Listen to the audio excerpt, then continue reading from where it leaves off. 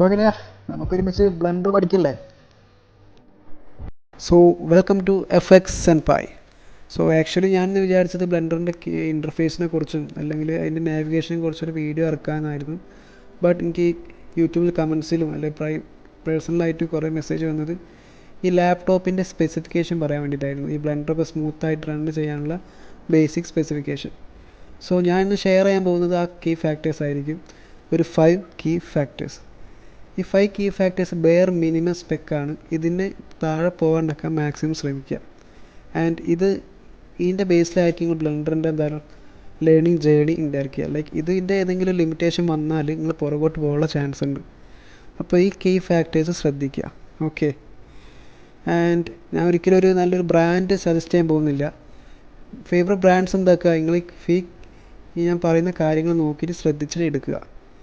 And may be ചിലപ്പോൾ ചിലവർക്ക് ഇഷ്ടം HP ആയിരിക്കും, ചിലവർക്ക് ASUS ആയിരിക്കും ഇഷ്ടം.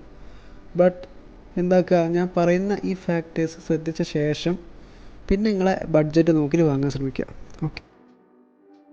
സോ അവർ ഫസ്റ്റ് കീ തിങ്, നിങ്ങൾ ഫസ്റ്റ് ശ്രദ്ധിക്കേണ്ട കാര്യമാണ് GPU. എന്താണ് GPU?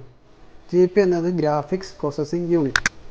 നമ്മളിപ്പോൾ കമ്പ്യൂട്ടർ കാണുന്ന 3D മോഡൽസ്, വീഡിയോസ്, ഈ ഇമേജസ്, ആനിമേഷൻസൊക്കെ സ്മൂത്തായി കാണാൻ സഹായിക്കുന്നതാണ് GPU. ഈ GPU നമ്മൾ ഗെയിമിംഗ് ഫ്രണ്ട്സൊക്കെ ഉണ്ട് പറയുന്നത് കേൾക്കാം, GPU കൂടിയാൽ നമ്മൾ ഗെയിമിങ്ങിൻ്റെ ഈ ഫ്രെയിം റേറ്റ്സ് അല്ലെങ്കിൽ വിഷ്വൽസൊക്കെ കുറച്ചുകൂടി അടിപൊളിയാവും. അപ്പോൾ ഈ ബ്ലെൻഡറിൻ്റെ കാര്യത്തിൽ സെയിം തന്നെയാണ്. കൂടുതൽ നല്ല ഹൈ എൻഡ് GPU കിട്ടിയാൽ നിങ്ങളെ 3D മോഡലിങ്ങും നിങ്ങളെ ആനിമേഷൻസൊക്കെ കുറച്ചുകൂടി സ്മൂത്തായിരിക്കും. Okay guys. അപ്പോൾ ലൈക്ക് ഏത് GPU എടുക്കണം? GPUയിൽ ഏറ്റവും നല്ല ഫേമസ് ആണ് NVIDIA. NVIDIAയിൽ തന്നെ ഏറ്റവും കൂടുതൽ നമ്മൾ പ്രിഫർ ചെയ്യുന്നത് NVIDIA RTX. അതുപോലെ തന്നെ ബ്ലെൻഡറിലേക്ക് വരുമ്പോൾ നമ്മൾ ബെയർ മിനിമമായി പറയുന്നത് NVIDIA RTX 3050 ആണ്. 3050 എങ്ങനെയാണോ പറയാം. അപ്പോൾ അതിൽ ഏറ്റവും മിനിമം, പിന്നെ ഈ നമ്പർ കൂടുന്നതനുസരിച്ച് കുറച്ചുകൂടി ബെറ്റർ ആവുന്നതാണ്. ബെയർ മിനിമം ഏതാണ്? NVIDIA RTX 3050. ഓക്കെ. ആൻഡ് അതുപോലെ തന്നെ GPU ഇമ്പോർട്ടൻ്റ് ആയി വരുന്നത് നമ്മുടെ ബ്ലെൻഡറിലെ റെൻഡറിങ് എൻജിൻസിന് വേണ്ടിയിട്ടാണ്.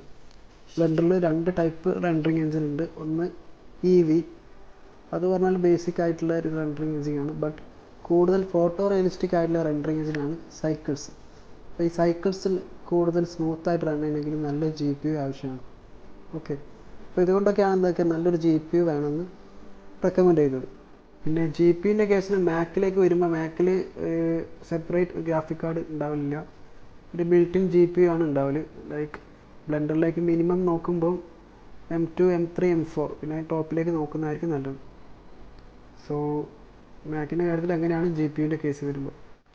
സോ അവർ സെക്കൻഡ് കീ തിങ് ആണ് CPU. CPU എന്താ? Central processing unit. അറിയാമോ? ഈ സെൻട്രൽ പ്രോസസ്സിംഗ് യൂണിറ്റ് ആണ് ബ്ലെൻഡറിൻ്റെ ലാഗ് ഫ്രീ ആക്കുന്നത്. ഈ നല്ലൊരു CPU ഉണ്ടെങ്കിൽ നമുക്ക് റെൻഡറിങ്ങും സിമുലേഷൻസൊക്കെ അല്ലെങ്കിൽ ആനിമേഷൻസൊക്കെ കുറച്ചുകൂടി സ്മൂത്തായിരിക്കും. ഓക്കെ. അപ്പോൾ എന്താക്കുക, നല്ലൊരു CPU നോക്കി സെലക്ട് ചെയ്യുക. അപ്പോൾ ബേസിക്കലി നമ്മൾ ബ്ലെൻഡർ സ്മൂത്തായിട്ട് റൺ ചെയ്യണമെങ്കിലോ അല്ലെങ്കിൽ മിനിമം ഓപ്പൺ ആക്കണമെങ്കിൽ തന്നെ എന്താക്കണം, നല്ലൊരു CPU വേണം. സോ നമ്മുടെ basic minimum level of CPU പറയുമ്പോൾ Ryzen 5 7th Gen H series ആണ്. ഇനി ഇൻ്റലിലേക്ക് വരികയാണെങ്കിൽ എന്താ, Intel i5 12th Gen H series ആണ്. അപ്പോൾ ഇതാണ് ബെയർ മിനിമം. ഓക്കെ.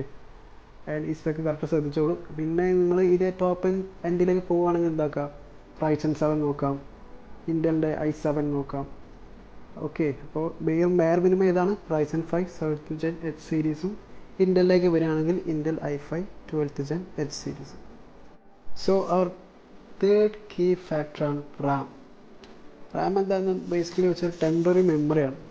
ഈ ബ്ലെൻഡറിൻ്റെ ലൈക്ക് CPU പോലെ തന്നെ എന്താക്കാനും ക്രാഷ് ഒഴിവാക്കാനും ബ്ലെൻഡർ സ്മൂത്തായിട്ട് റൺ ചെയ്യാനും ഈ ലാർജ് സീൻസ് ഹാൻഡിൽ ചെയ്യുന്ന റെക്കമെൻഡഡ് ആയിട്ടുള്ള 16 GB RAM ആണ്.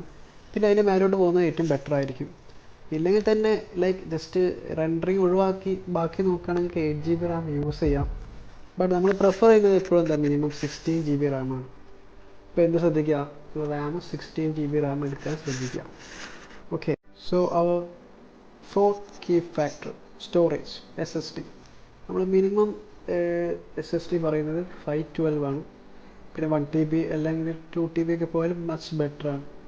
എന്തുകൊണ്ടാണ് നല്ലൊരു SSD വേണമെന്ന് പറയുന്നത്? ബ്ലെൻഡറിൻ്റെ ഓപ്പണിംഗ് സ്പീഡ്, പിന്നെ ബ്ലെൻഡറിൻ്റെ ക്യാഷ് ഫയൽസൊക്കെ സ്റ്റോർ ചെയ്യുന്നത്, ആൻഡ് റെൻഡറിങ് ഒക്കെ കുറച്ച് സ്മൂത്ത് ആക്കുക. ബേസിക്കലി എന്താക്കുക, ലാഗ് ക്രാഷ് കുറയ്ക്കാൻ തന്നെ എന്താക്കണം, നല്ലൊരു സ്റ്റോറേജ് വേണം. മിനിമം നമ്മൾ സേഫായി പറയുന്നത് 512 ആണ്. പിന്നെ 1 TB പോകുന്നതൊക്കെ കുറച്ചുകൂടി ബെറ്ററാണ്. ഈ CGI VFX ഒക്കെ വരുമ്പോൾ 1 TB ഒക്കെ എന്തായാലും വേണ്ടി വരും. ഓക്കെ, അപ്പോൾ നമ്മൾ മിനിമം പറയുന്നത് 512 GB ആണ് സ്റ്റോറേജിലേക്ക് വരുമ്പോൾ. So final 5th key factor എന്താണ്? Heat performance. നമ്മൾ എടുക്കുന്ന ലാപ്ടോപ്പിൻ്റെ ഹീറ്റ് പെർഫോമൻസ് ചെക്ക് ചെയ്യുക. കാരണം ബ്ലെൻഡറൊക്കെ വർക്ക് ചെയ്യുമ്പോൾ റെൻഡറിങ്ങുകൾ ഇടുമ്പോൾ ചൂടാകാൻ നല്ല ചാൻസ് ഉണ്ട്. ആൻഡ് മാക്സിമം എന്താക്കുക, നിങ്ങൾ ഗെയിമിംഗ് ലാപ്ടോപ്പ് ആണെങ്കിൽ ചാർജ് ചെയ്തുകൊണ്ട് റെൻഡറിങ്ങിന് വെക്കുക. ബാറ്ററി പവറിൽ റെൻഡറിങ് ചെയ്യാൻ വെക്കരുത്. ഓക്കെ, പിന്നെ റെൻഡറിങ്ങിൻ്റെ ഹീറ്റ് പെർഫോമൻസ് പറഞ്ഞാൽ ലൈക്ക് ഈ ഹെവി GPU CPU യൂസേജ് വരുന്നുണ്ട്. ഈ VFX ആനിമേഷനിലൊക്കെ വരുമ്പോൾ ഹീറ്റ് കൂടാനുള്ള ചാൻസ് ഉണ്ട്. അതുപോലെ തന്നെ എന്താകും, നിങ്ങളെ വ്യൂ പോർട്ട് ലാഗ് ആവാനും ലൈക്ക് സിസ്റ്റം ഹാങ് ആവാനും റെൻഡറിങ് സ്ലോ ആവാനൊക്കെ ചാൻസ് ഉണ്ട്. നിങ്ങളെ ലാപ്ടോപ്പിൽ എന്തെങ്കിലും ശ്രദ്ധിക്കണം, കൂളിംഗ്, നല്ലൊരു ഗുഡ് കൂളിംഗ് സിസ്റ്റം ഉണ്ടോ നോക്കുക. ഡുവൽ ഫാൻസോ വേപ്പർ ചേമ്പേഴ്സോ ഒക്കെ ഒന്ന് ശ്രദ്ധിക്കുക. പിന്നെ പ്രോപ്പർ എയർ ഫ്ലോ. നിങ്ങൾ ലൈക്ക് ലാപ്ടോപ്പ് വാങ്ങിയ ശേഷം എന്ത് ശ്രദ്ധിക്കണം, ലാപ്ടോപ്പ് എലവേറ്റ് ചെയ്യാനുള്ള സ്റ്റാൻഡ് എന്തായാലും മസ്റ്റ് യൂസ് ചെയ്യുക. ഇല്ല കൂളിംഗ് പാഡ് യൂസ് ചെയ്യുക. നല്ല വെൻറ്റിലേഷൻ ശ്രദ്ധിക്കുക. അതുപോലെ തന്നെ എന്താക്കുക, ഡസ്റ്റൊക്കെ ക്ലീൻ ആക്കി വെക്കുക. ലാപ്ടോപ്പ് എപ്പോഴും ക്ലീൻ ആക്കി വെക്കുക, ഡസ്റ്റ് ഫ്രീ ആയിട്ട്.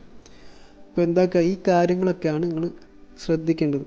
ഓക്കെ, സോ ഫൈനലി ഞാൻ കുറച്ച് ലാപ്ടോപ്സിന് നെയിംസ് പറയാം. ഇതൊരിക്കലും ഒരു റെക്കമെൻഡേഷനോ സജഷനോ അല്ല, ജസ്റ്റ് നെയിംസ് ഞാൻ ജസ്റ്റ് പറയുന്നതുള്ളൂ.